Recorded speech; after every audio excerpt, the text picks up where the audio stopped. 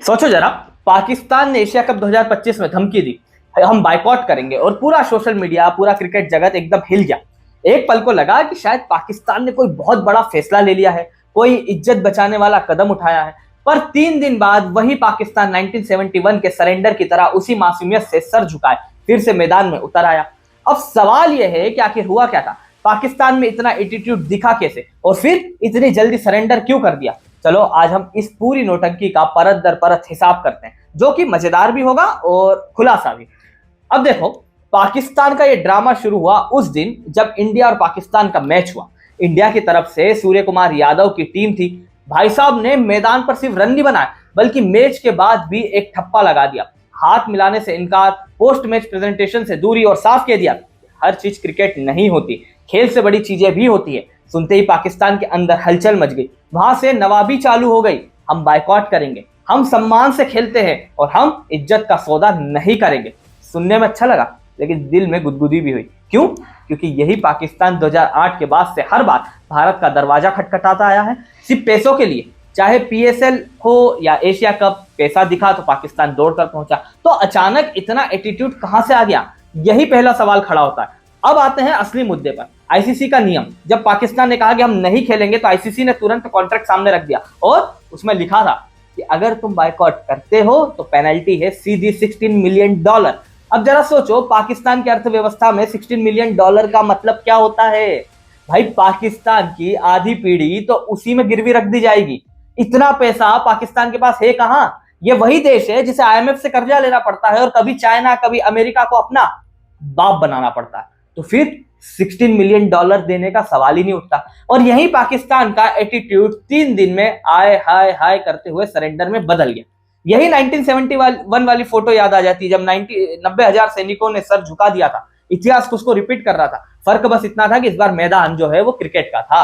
अब आते पाकिस्तान की नवाबी स्टाइल पर। उनका कहना था कि हम हारते नहीं, रेफरी हमें हराते हैं। अरे भाई, तुम्हारा सेम अय्यूब 3 मैच से अंडा दे रहा है, तुम्हारा कैप्टन T20 में टेस्ट मैच खेल रहा है, तुम्हारे बॉलर विकेट नहीं निकाल पा रहे, और तुम दोष रेफरी पर डाल रहे हो।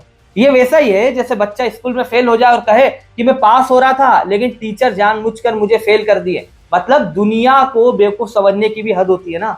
पर पाकिस्तान की खासियत यही है, हार को मानना नहीं, हमेशा बहाना ढूंढना। यही हुआ 1965 की जंग में, यही हुआ 1971 में, यही हुआ कारगिल में, और अब यही क्रिकेट में हो रहा है।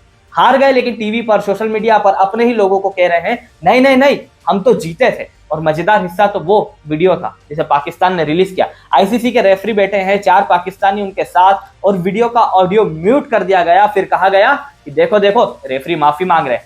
भाई, ये किसको बेवकूफ बना रहे हो? पूरे देश को। पर पाकिस्तान के लोग खुश हो गए।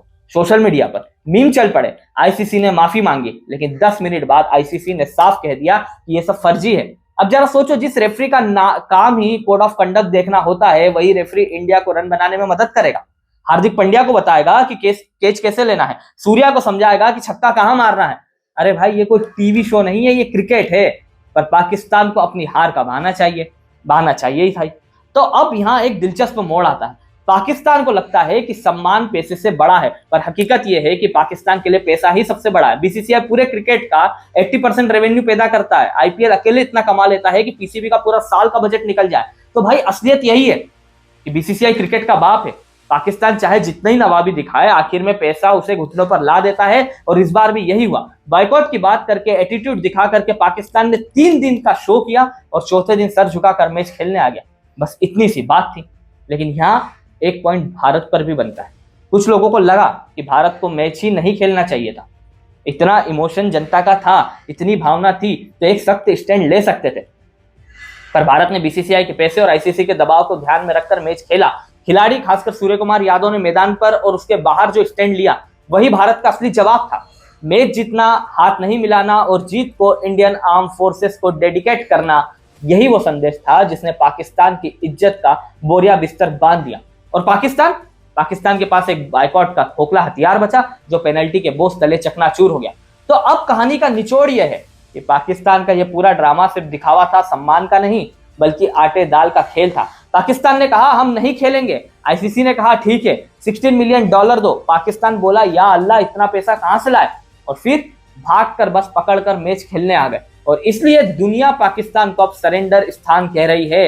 क्यों? क्योंकि हर बार यही होता है, पहले बड़ी बड़ी बातें, फिर धमकी और आखिर में सरेंडर। तो अब तुम बताओ, पाकिस्तान का ये ड्रामा देखकर तुम्हें मजा आया या गुस्सा? क्या ये सब सिर्फ सोशल मीडिया का सर्कस है या पाकिस्तान की आदत है हार मानने की बाद, मतलब हार मानने के बाद भी खुद को विजेता दिखाने की आदत है? और क्या भारत को वाकई और सख्त स्टैंड लेना चाहिए? अपनी राय नीचे कमेंट में लिखें, मैं पढ़ूंगा और अगले वीडियो में तुम्हारे कुछ कमेंट्स को जरूर शामिल करूंगा। और हाँ, अगर तुम्हें इस वीडियो ने मजा दिया तो लाइक करना मत भूलना, चैनल को सब्सक्राइब कर लो और बेल आइकन प्रेस कर लो। एक नई वीडियो के साथ आप सभी से जल्द मुलाकात होगी। धन्यवाद। जय